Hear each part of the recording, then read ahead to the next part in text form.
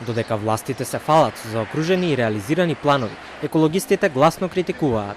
Се доцни со мерките кои допрва ќе се воведат. За Телма коментираат од Одва иницијатива, како одговор на најавите на владата, дека ќе се делат субвенции на луѓето за да купуваат инвертер клими. Таа последната најава дека Елем ќе дава 3 до 4 милиони евра за пренамена, значи да се заменат печките на дрва со инвертори.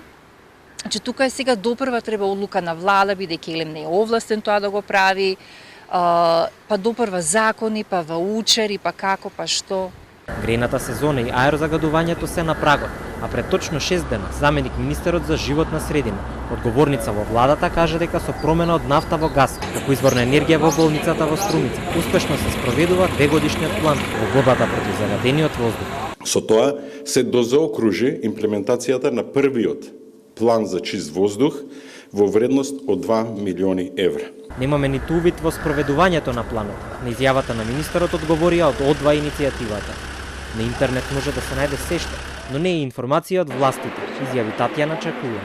Не направиле веб платформа каде што ќе се следи имплементацијата на тој план за чист воздух. Ние сме и ве септември сега.